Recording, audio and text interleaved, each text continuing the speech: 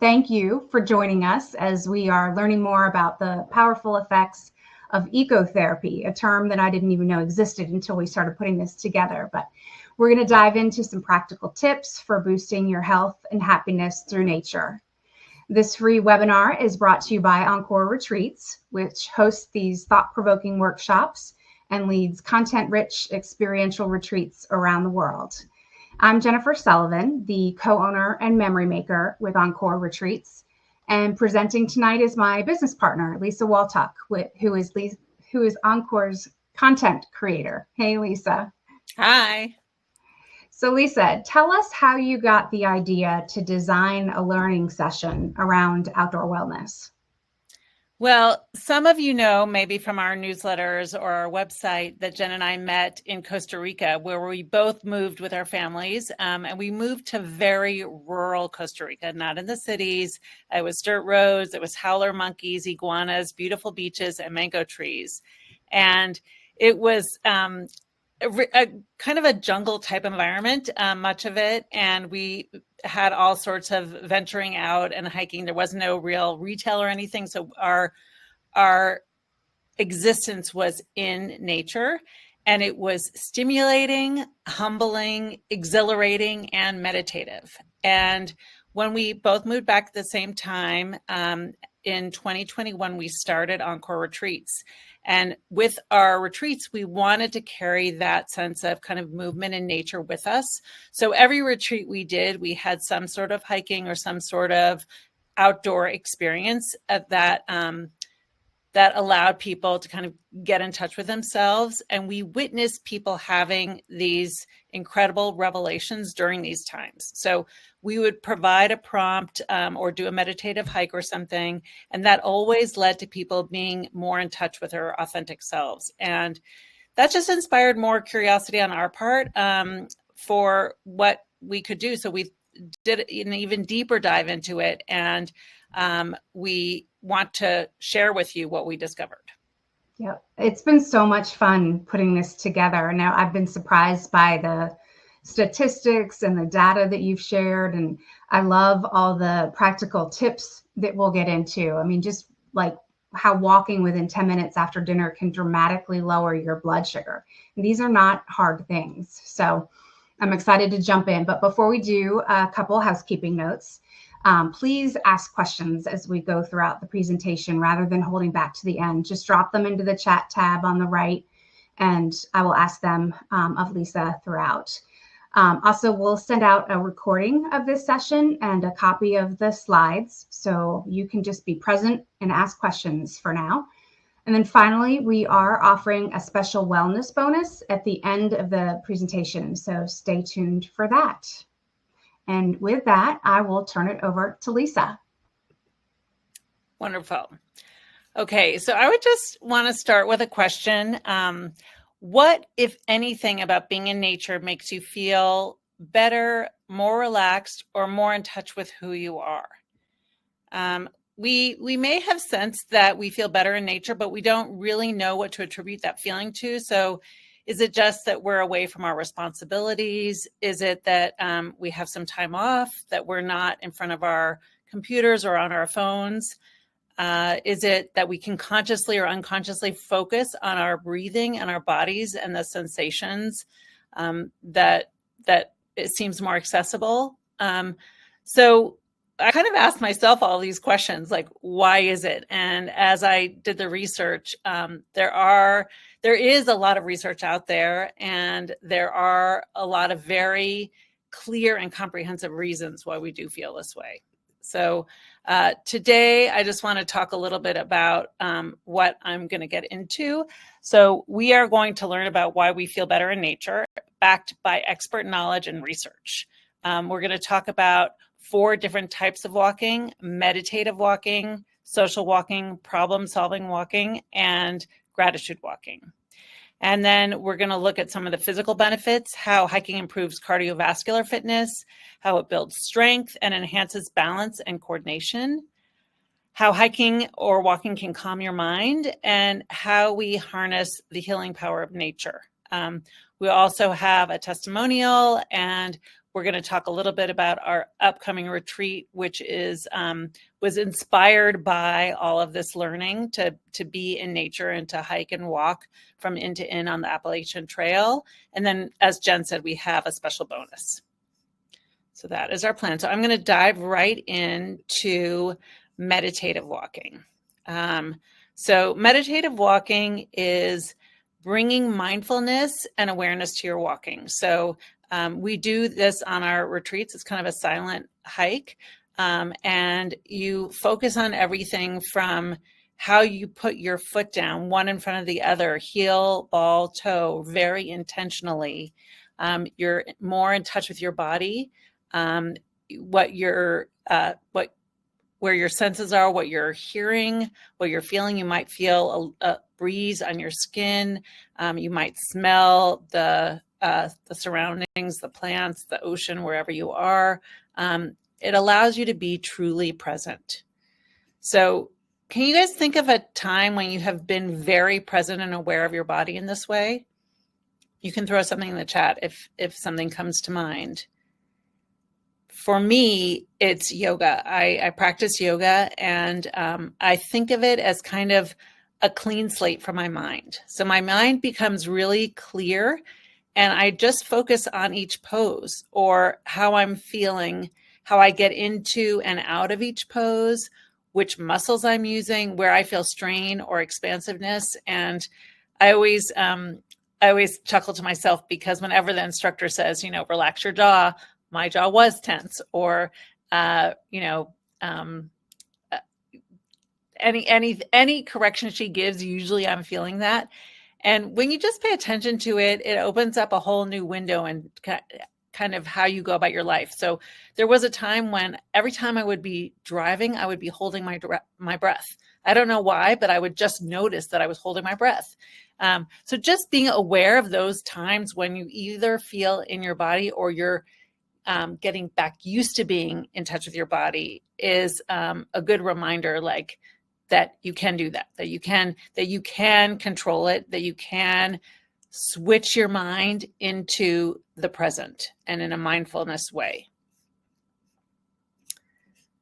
Some of the benefits of meditative walking are there's physical benefits, mental and emotional well-being. So the physical benefits are, walking is an exercise. It's a low impact exercise, which boosts blood flow and it improves digestion. It's found that walking stimulates the stomach and intestines.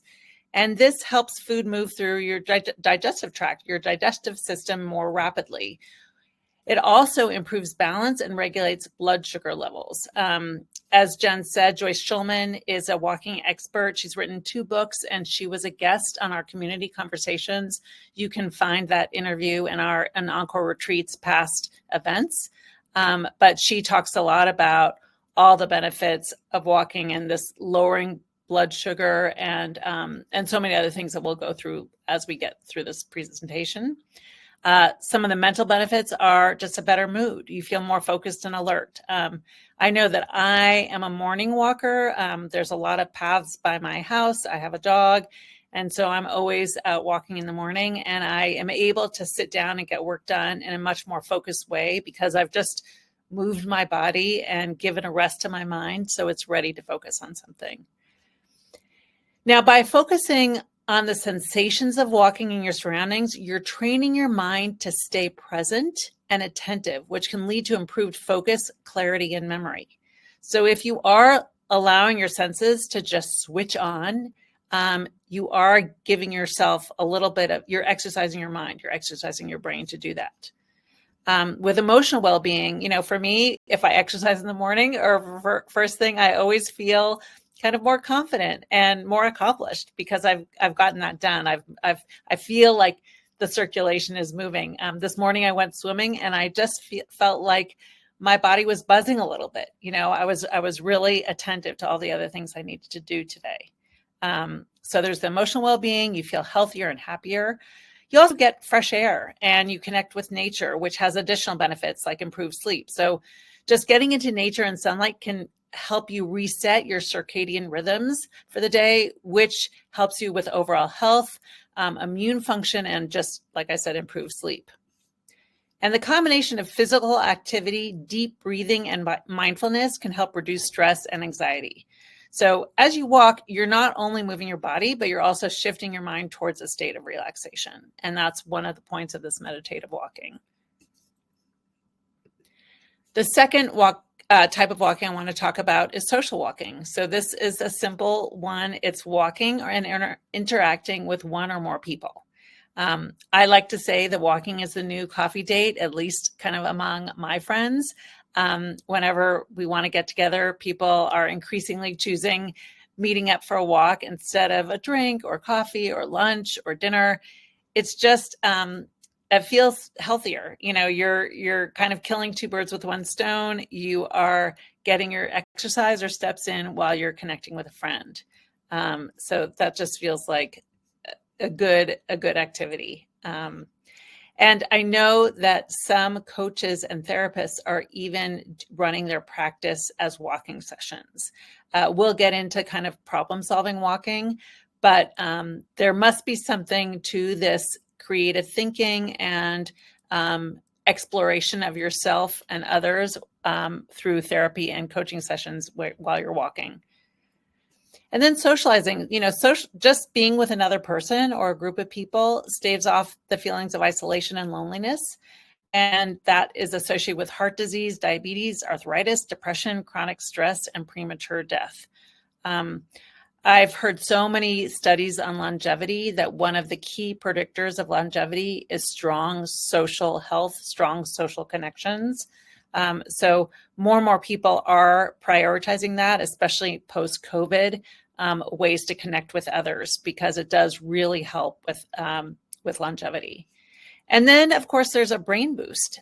Socializing also helps exercise in the brain because you are working on thinking skills. When you socialize, your brain is interpreting people's facial expressions, their tone of voice, their speech, their emotions, their body language. And then that in turn powers your own reactions. So you're turning your thoughts, what you're receiving from someone else, into your own thoughts, your own words, your own facial expressions and body movements. So that extra effort from socializing, even if you're unaware of it, is promoting brain cell connections, which keeps thinking and memory sharp.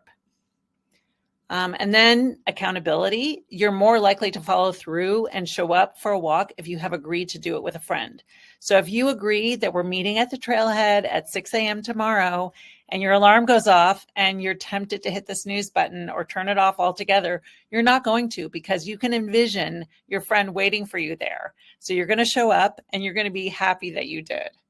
And kind of a partner of that is motivation. So when you're walking with someone else and you face a challenge, you can encourage each other. Perhaps there is a steeper route and a flatter route, and your friend wants to do the steeper route, and you wouldn't have normally done that. You're going to do that steeper route because they're motivating you to do it. And ultimately, you will feel proud that you did it. You will see that you can accomplish something that perhaps made you a little nervous or something. You will see it as doable. And then you're going to keep walking. You're going to keep meeting that friend. You're going to keep motivating each other because it's fun. And you might be more inclined to go for a brisk walk if you think about it as spending time with friends rather than a chore. You'll just want to go. You'll want to go and be with your friend. And then finally, just comfort and safety. So walking with a friend is safer than walking alone in some cases. There's more eyes watching out for hazards that you may miss, and you're more visible to drivers if you're walking on a road when you walk in pairs or a group. Also, if there's any sort of health problem while walking, or if you fall, your friend can always help take care of you or call for help. So there's so many benefits of social walking. And I do like this idea of it could be one person or it could be a group. And so many times when I'm out and about these days, I see groups of people walking, not just one-on-one. And our third type of walking is problem-solving walking. So this is when you choose an issue or a problem to ponder, and you allow your mind the freedom to address your problem as you walk. So you just allow yourself to turn it around in your head. Perhaps it's been something that's been weighing on you and you're stuck. if you go outside and take a walk, the combination of moving your body and just having other input in nature, whether it's the formation of clouds or all the different greens that you're seeing, it will start to trigger other connections. And in many cases, you will be able to solve a problem. I know for me, when I go on my morning walks, there's so many times when I come back having solved a problem. A psychology professor at the University of Chicago says that walking in nature can improve directed attention, which is kind of the foundational mental resource that allows us to manage and focus and direct our thoughts, as well as regulate our emotions and behavior. So there is a body of evidence that's saying that just being outside and walking allows us to focus better. We've talked about it in some of our newsletters, if you guys follow us, about forest bathing, which is the practice of taking in the forest atmosphere. So feeling your feet on the ground, maybe going bare feet, touching the bark of a tree, all these sensations coming in. And the Japanese government is, it's now an endorsed policy in Japan to go ahead and have this time in the forest, because they found that practice lowers blood pressure and the level of cortisol, which is a stress hormone. And a couple of Stanford professors have been doing some research on this also, and they found that when people were walking on a treadmill or outdoors, they were 60% more creative than when seated. So that is a pretty huge number. Another psychologist at the University of Utah found that backpackers scored 50% better on creativity tests during a wilderness trip compared to their performance before the trip started. So again, it's this little boost, or a big boost.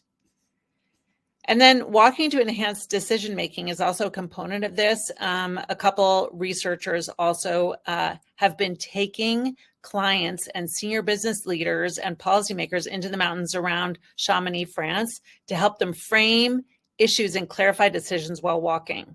The other author of this study takes business school students and corporate executives on remote treks around the world, and they form small walking teams, and they brainstorm solutions to challenges faced by local nonprofits. Even, I'm in California, even in our own backyard, Facebook's new campus in Menlo Park includes a rooftop walking trail. And I think, which is what's kind of interesting about this, is it's not just a track. They have planted over 400 trees on that trail, because they've realized that it's not just the act of walking or moving or having a place to move. It's also being surrounded by trees, by surrounded by something in nature. So the benefits of problem-solving walking: you can use walking to come up with more and better ideas. You can enhance decision-making and problem-solving. It sharpens your mind. It takes away doubt and procrastination. You're feeling more confident, and you're releasing these beneficial endorphins and encouraging inspiration and creativity. So it just kind of keeps the flow going. Research now shows that walking physically alters the brain, and it improves its plasticity, and it promotes the creation of more brain cells. And as I said on the slide, epidemiological studies conclude that walking protects the brain from cognitive impairment. So there's just so many benefits, it's hard to ignore. It's been really thrilling for me to kind of see all these benefits and help to think about our retreats and how we really want to get people walking and how that's going to be so helpful. And finally, the last walking style I'm going to talk about is gratitude walking. So this is a combination of walking and expressing gratitude while being present and calm. So I'm sure many of you have heard that the practice of expressing gratitude daily and over time increases our feelings of positivity. And this is combining gratitude and kind of a meditative way of walking. So if we practice these walking meditations, we may just naturally experience a sense of awe and gratitude. So at the very basic way that this gratitude, you can express gratitude just simply that for your body and its ability to move. I know personally, I was a gymnast, and I have many joint problems in my hips, my knees, and my ankles. And I've had many times when I can't move. So for me, being able to move and being able to trust my body, I do feel very grateful for that. You can just feel gratitude for the beauty of your environment. And it doesn't have to, you don't have to be in some majestic mountains or near a lake or an ocean. You can walk down your block and look up in the sky and see some incredible cloud formation and just express gratitude for that. And at the very baseline, the simple act of breathing, just being able to breathe in and out. That is a really nice thing to be grateful for. So you want to cultivate gratitude in a way that can positively impact your overall outlook on life. And we're going to get into a little bit of a how-to for this, just to give you kind of a recipe to follow. So when you start, you want to set an intention. You want to begin your walk with an intention to notice and appreciate the beauty around you. It's good to connect with your body, to feel your feet rooted on the ground or how they walk and the rhythm that they walk in. You want to keep your spine erect and long and your head held high. And then you can practice some deep breathing. So you can, if you're used to using your breath for meditating or anything, you can go into some of those breathing techniques. You can stop at points on your walk just to take a few deep breaths. There's been some research about how breathing at a certain cadence, reducing your number of breaths per minute helps with overall health and longevity. And that magic number is supposed to be 5. So 5 counts for an inhale and 5 counts for an exhale. Don't do this if it's going to interrupt your gratitude practice, but if it feels normal and easy, I do encourage it. And again, engage your senses. Pay attention to what you see, what you hear, what you smell. And then you're going to start expressing gratitude. So you can start by talking to yourself. You can whisper it to yourself. You can think about it. I personally have made a tradition of doing a gratitude bike ride at the end of my summer every year. I ride, it's about an hour long, 12 miles of rolling hills, and I practice 100 statements of gratitude. And to make it a little easier to keep track of, I choose a person or a thing, 10 of them. And then for each thing, I list 10 things that I'm grateful for that person, for that thing, whatever it is. So that's kind of an easy way for me. So you want to list off the things you're grateful for, and you can start with things like your health, family, home, the weather, whatever you see. And you also want to include things that, so those are things that you're grateful for. You also can try offering gratitude to one thing from your walk after you're done. So you do want to choose a time that you don't have to rush and a place where you can gather a sense of peace from your surroundings. Overall, it would be great if you can dedicate at least 20 minutes to this walking practice, this walking in gratitude practice. And if you're able to do more, you'll even have more release of happiness hormones and uplifting neurotransmitters. So that's part of what happens when you express gratitude. So you can express gratitude in many different ways, but just easy ways to start are by saying the words, I am thankful for XYZ. I have gratitude for XYZ. I am grateful for XYZ. Whatever you choose that feels natural and that feels best for your walk. And if this seems really out of your comfort zone, you can just say, okay, I'm going to be okay with being uncomfortable. And I'm going to say, I am grateful for XYZ. So some notes, I would like you to be creative with your thankfulness. So you can reach deeply into yourself and allow yourself to be surprised. Who knows what will come up? We've already talked about the act of walking as being creative. So once you start walking, things might pop into your mind that they wouldn't have if you were just standing in front of your bathroom mirror expressing gratitude. And there's no getting this walk wrong. The very intent of walking in gratitude will benefit you. So over the course of your walk, you may find yourself repeating things that you have gratitude for, and that's fine. That's just going to reinforce it. You also may find gratitude for things you never thought you would feel grateful for. So that could be past challenges. Perhaps you were fired from a job and you didn't really like the job anyway, and now you have a better job. So you might feel grateful for that experience. Or you go through a breakup of a relationship that was tough, but it taught you so much.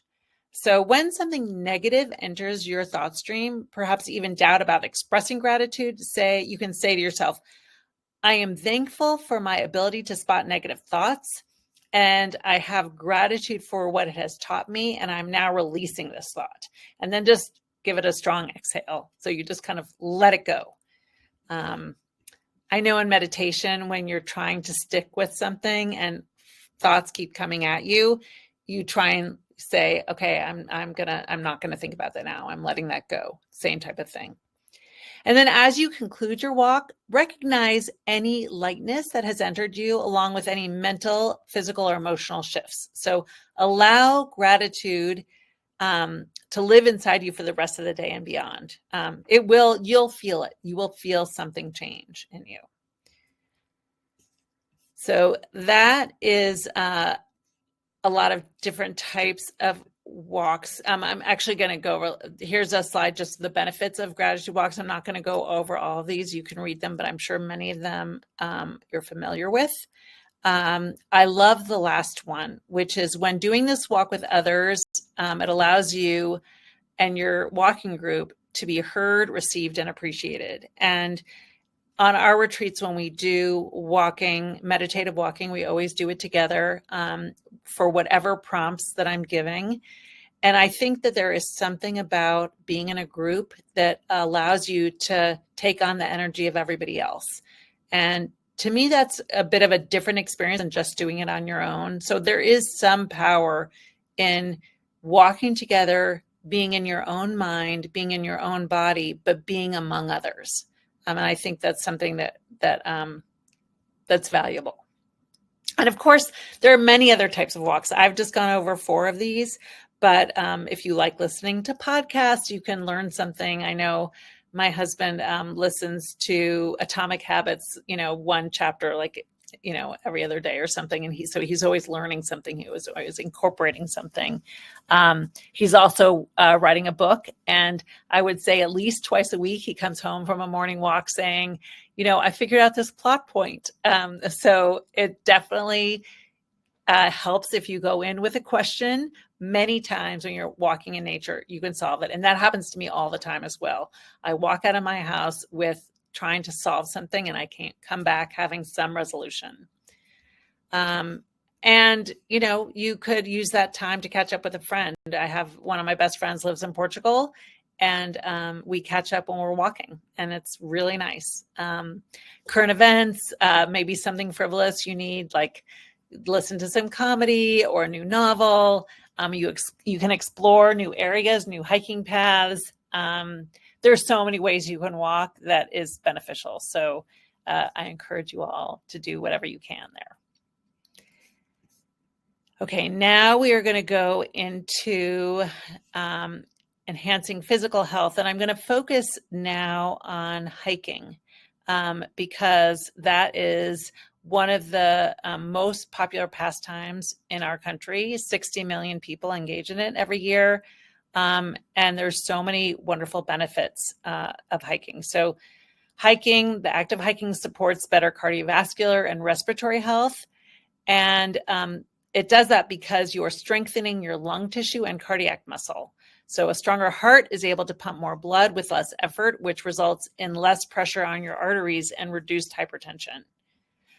And we're going to stick with the science a little bit here. Hiking also improves cholesterol levels by normalizing blood lipids and lipoproteins, which play crucial roles in removing excess cholesterol from your body by transporting the molecule to and from the tissue. So these factors mean that hiking can be effective in reducing one's risk of heart disease or cancer development, and it does improve longevity. It also helps with healthy weight management because it has been associated with up to 4 times greater weight loss than indoor exercises. When you're hiking on challenging terrain, the average person can burn around 400 to 550 calories per hour. And in this way, this activity plays a crucial role in avoiding chronic conditions such as type 2 diabetes. Weight bearing, just the nature of weight bearing, helps increase bone density, which reduces the risk of osteoporosis. And muscle growth occurs because we're targeting all these different muscle groups, including your quads, hamstrings, hip flexors, shins, calves, glutes, and core. I know, again, we mentioned Joyce Schulman, who's an expert on walking, and she now is promoting walking with walking sticks. She has jetty poles that are weighted walking sticks. And I think they do many different things. So for me, I've mentioned that I've had problems with my hip, knee, and ankle joints. And when I was recovering from a surgery, I started walking with a hiking instructor, and she introduced me to hiking poles. And I was amazed, not actually for the exercise that it gave me, but because it alleviated a lot of pressure on my joints. I couldn't believe it. I didn't know that walking with poles would take away that the challenge on those joints. But some of these trekking poles, and like the ones Joyce offers, also give you an upper body workout.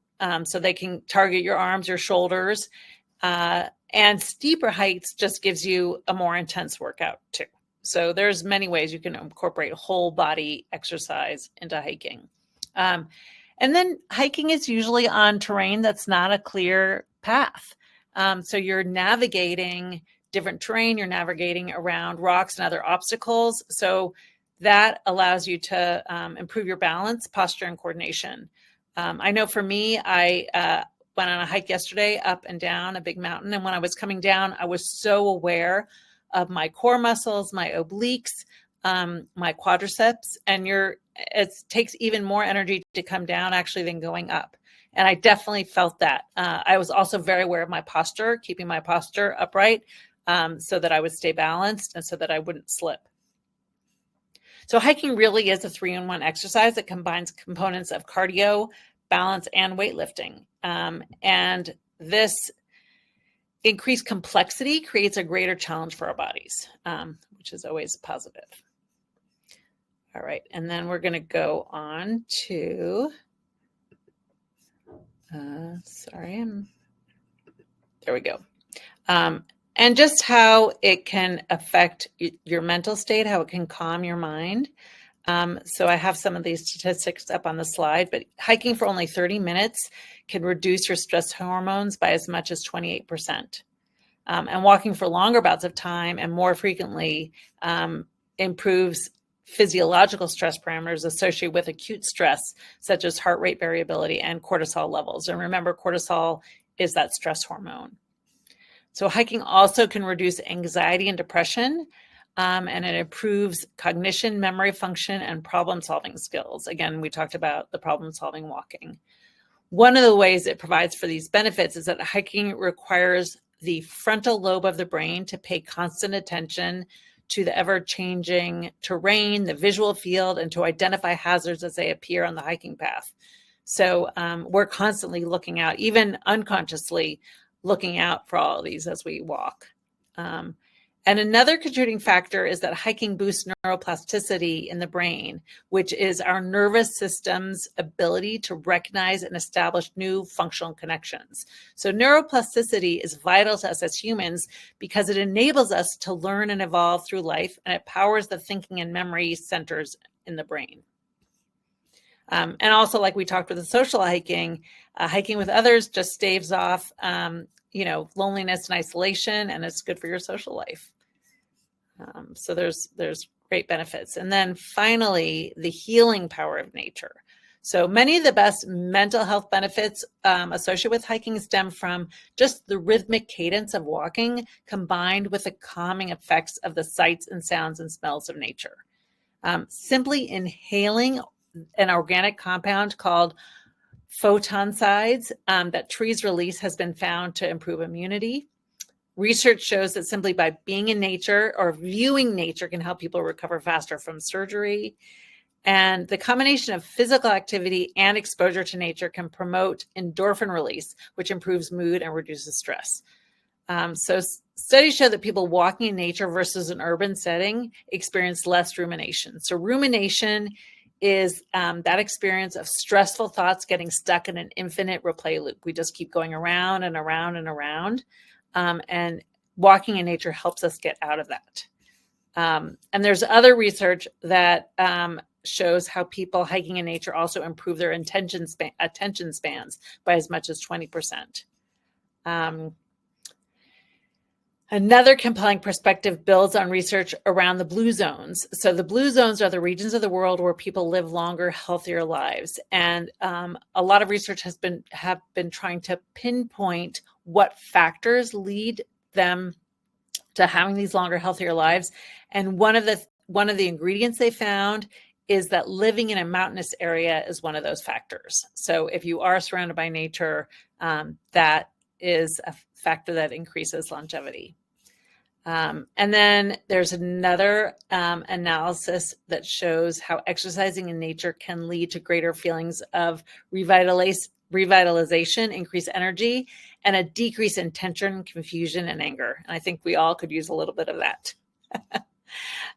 Hiking can even improve one's attitude towards exercise in general.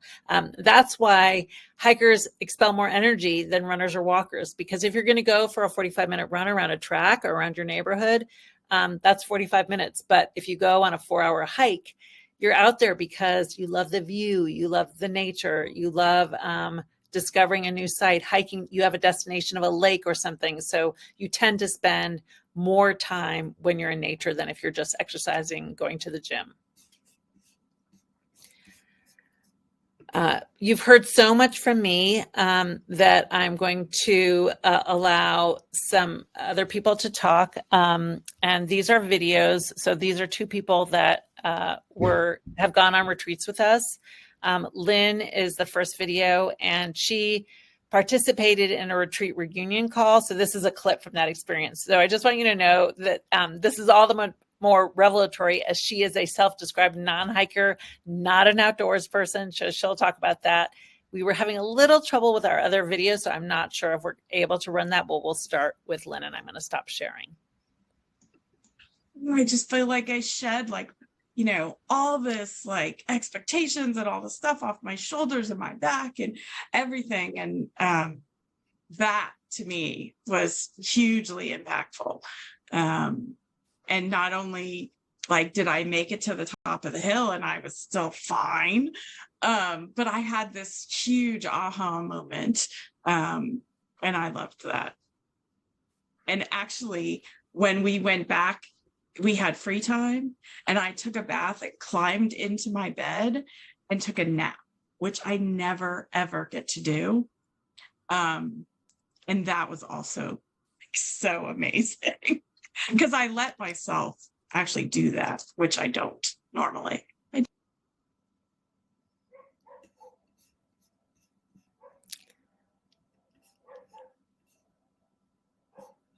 can't hear you. Sorry about that. We are still having issues with that second video. So I will include that in the email that we send out as follow-up.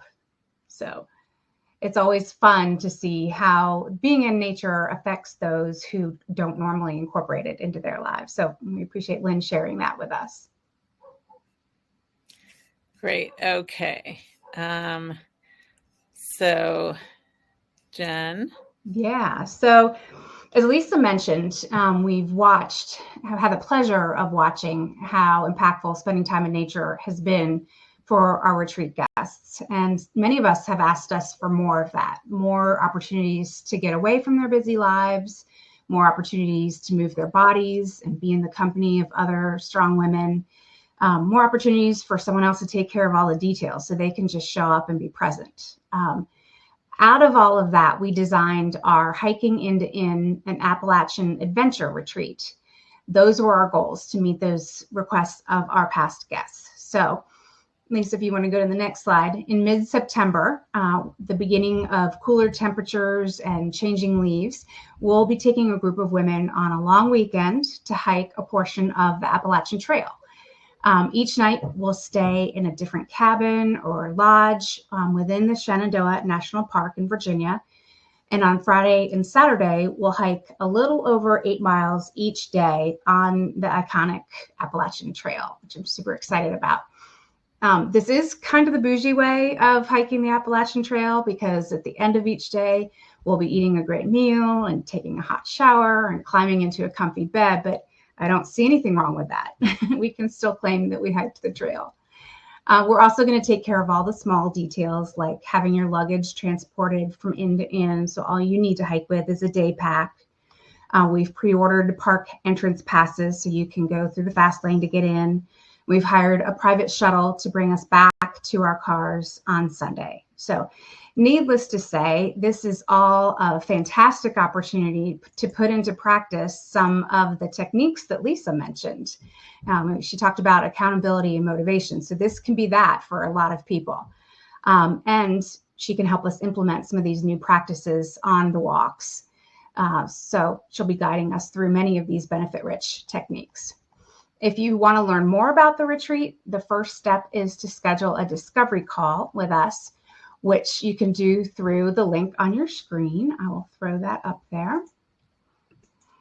The discovery call just gives you an opportunity to get to know us better and to ask questions that you may not want to ask in a group format. So that brings me to the special offer, which hopefully you can see.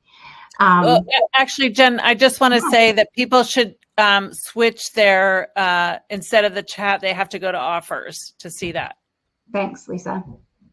Yeah, so if you go down on the right, there should be a big red dot next to offers. And if you open that tab, you can see more about what we're offering here. Because you've joined the webinar today, I assume that you take your health and wellness seriously. So for those of you who are ready to take the next step and commit to growing your outdoor wellness practice, we're offering access to our wellness collection as a special bonus. The wellness collection is a series of 6 videos with experts in fitness, nutrition, sleep, mental health, menopause, and aging, all talking about these specific topics in the context of middle to golden age women.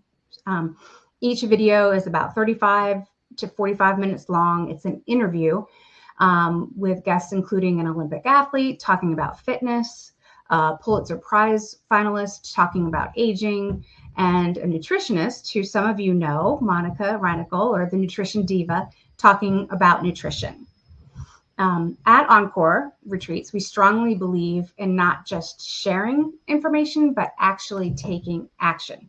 So at the end of each interview, we asked speakers to give 3 simple action steps that listeners could take tomorrow to impact their sleep or their mental health or whatever they were speaking about. So if this wellness collection, it is a really robust collection and it looks at wellness from a holistic perspective. So we'd like to make it available to those of you who are ready to take action by scheduling a discovery call with us before midnight tomorrow. The call doesn't need to be held before midnight tomorrow, just scheduled. And again, this gives you a chance to get to know us better and for us to talk about whether or not the Appalachian Adventure Retreat is right for you. We're so excited to see that on this call, we have one of the members who's already signed up for the retreat. So Sharon, Sharon, we are so excited to have you join us for that trip. And I also see that we have Casey Roberts, a former retreat guest, on the call. So Casey, hopefully this is bringing back some good memories for you of some of the hiking that we did on the retreat in California. So as I said, whether or not you're interested in the Appalachian Adventure Retreat, we do hope that today's session has inspired you. And we invite each one of you to take a minute now to write down one action step you're willing to commit to in the chat. And we are asking you to actually write it in the chat because research shows that those of us who write down our goals are 42% more likely to accomplishment. So take a moment, if you would, write something in the chat that you're going to commit to, something you've learned in this session, and then we'll wrap it up. We'll give everyone a minute.